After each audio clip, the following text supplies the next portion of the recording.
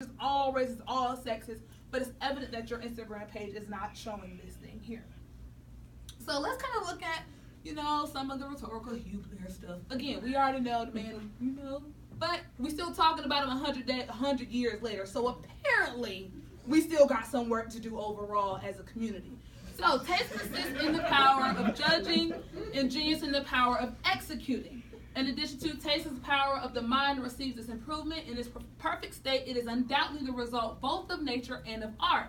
It supposes our natural sense of beauty to be refined by frequent attention to the most beautiful objects, and at the same time to be guided and improved by the light of understanding. And the true test of taste occurs over time. This is someone who referenced Blair's work and was reframing it. The true test of taste occurs over time according to the standard set, not by an individual, by the common feelings of man. So I interpreted that as taste is definitely formulated by what's going on in our community, what's going on in culture. It's all, full circle there. So Blair's definition of taste is rooted in nature as the foundation of rhetoric, thus mentioning that in order for someone to be a strong rhetorician, they must possess taste in their presentation. So every time I try to present, I try to make sure that I have a t-shirt that represents the thing that I'm talking about. Mm-hmm. Like that is like, like that is like my thing, and if you see people doing it, now you know where it came from. But I try to make that a part of my presentation. However, some may argue that that's not tasteful. Maybe I should have on my suit. Maybe I should have on my skirt. Maybe I should wear a dress. There are so many different critiques that could come out of just the way that I decide to present myself. But then also it goes back to my embodiment and what should it look like for a black woman to present herself. So taste may be shaped by outside influences, as we stated, that may alter one's idea of what is deemed tasteful and what is not. So all of us here in this great academic space, we come to the conference, so we have a little bit more insight on how the way that we develop what taste may be. Because we're here, we're having the conversations. I messaged Cece, and I said, girl, do I need to pack my suit or do I just need to pack a dress? Like, I wasn't sure. Like, what was a tasteful thing to do in this space for someone who's never been in this space, and as a black woman coming into this space? So what does that look like for me here? Now, however, overall, Blair acknowledges that taste may differ based on one's position in life. So probably 10 years from now, I probably will scold someone as a grad student wearing a shirt to a conference, but you just never know. So even though other scholars may find critique in his definition of taste and its uses. So again, we know that the critique is there, but we can still use it as a foundation piece. But furthermore, thus Bradis contends that Blair's conception of taste operates writing as a closed system where true criticism or taste of good sense requires no further explanation. Again, so that's the critique of Blair's work, but we all know this to not be true. But for the context of this conversation, we're going to use what Blair is doing. So how do we find tasteful presentation in this context? So I was talking with some of my classmates, and I was just trying to jot down, what do we deem to be tasteful in this context of what it looks like on black bodies or any of our bodies? So of course, it typically encompasses the European features. Straight wavy hair, not curly though, not curly, or not tightly coiled, not my little natural roots over here. Light, fair skin, so you're not too dark, but you're not too light, but you're just right there. Full lips, but they can't be too full, because if they're too full, then they overtake your face. Defined cheekbones, so how we decide to sculpt, because y'all know contour and highlighting is hot right now. So defined cheekbones. Curvy frame, but not too curvy, because if your booty is too big, then you know be sexualized, so you want to make sure that you want that. Busty, because everybody want big cha-chas, but we don't want them in our face either. A light voice, you can't be too loud, because if you're too loud, then you're going to overpower somebody, you're going to hurt somebody's feelings. You also need to be a little demure, because that's what everyone likes. And you have to be dressed for success. All of these things are how we kind of think of how we do tasteful presentation, and it goes many other ways. But sometimes we never really think about, where is this idea of tasteful presentation, where is it rooted? It's not rooted in my life as a black woman, in my body. So we have to really start challenging where these things come from, and when we continue the system of it as well. So tasteful presentation versus other presentation. So the concept of what it is to be a human was once grounded in Euro-humanism with this ideology of whiteness. So we have to acknowledge that as well as we're going through these conversations. So colonial gazing, the production of body as other, discusses how we are shown the affects of the forced civilization of non-European bodies.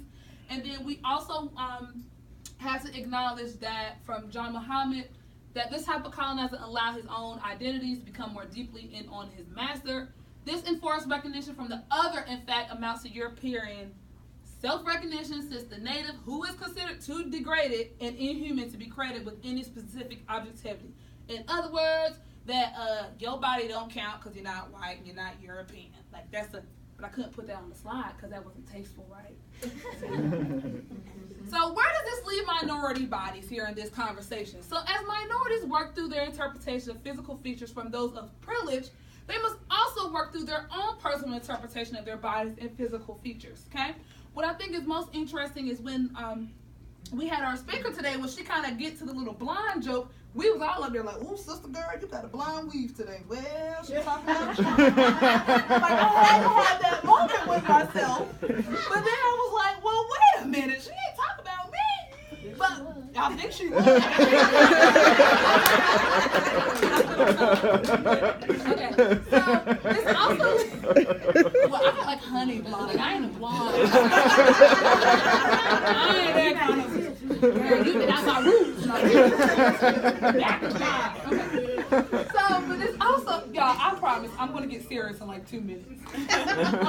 But this brings me to this new concept, which I was really struggling and trying to name, which I'm in Dr. Sher's class now, and trying to understand what is this space of which I'm trying to interpret my physical features based on your perception, but then I also have to take that moment to say, okay, this is who I am, and I'm okay with that. So I plan to tease this out a little bit more, but I call this your avowed embodiment. I call it an avowed embodiment state. What I found this different from embodiment resistance is that it's not me taking my body and doing it as a means to push back at you. It's more so me taking my body, understanding this is who I am. I am a black woman. I'm living in that existence. There is nothing I can change about being a black woman. And actually being proud about that and accepting that. Now, once you've accepted it, then you can decide to use it as a means to resist. But there was this weird space, and I just couldn't figure out how to name it, so I just named it avowed embodiment. It's that space of you acknowledging who you are and your physical interpretations of your body, of yourself.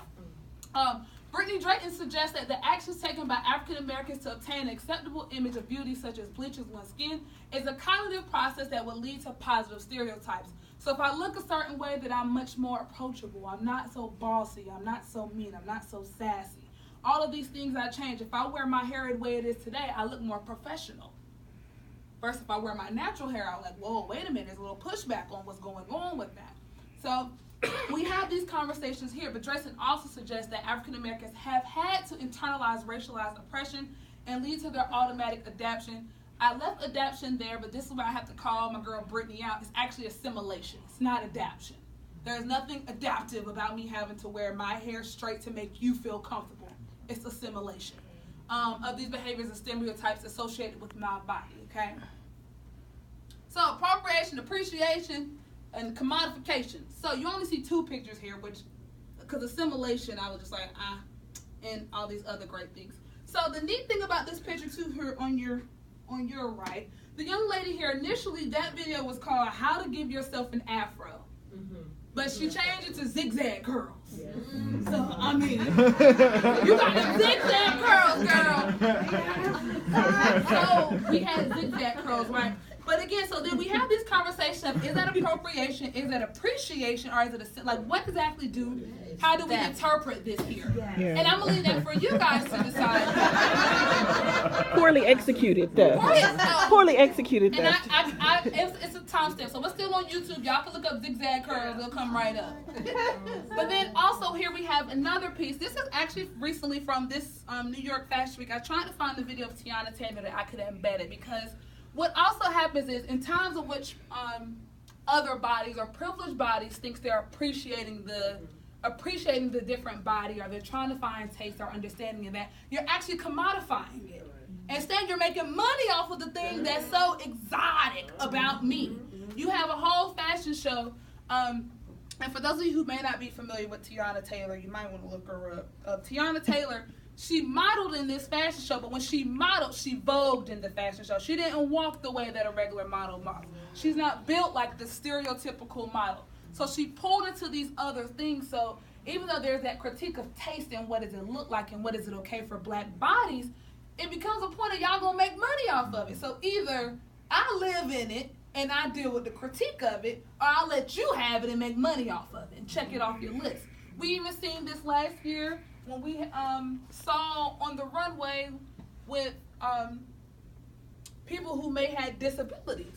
Like all of us, like, you know, like it was like, oh, someone's in a wheelchair. Yes, they should be able to go down the runway. But you haven't seen that this year. It's like a checkbox thing that we are doing now in our means to understand what it is to have tasteful presentation and things of that nature.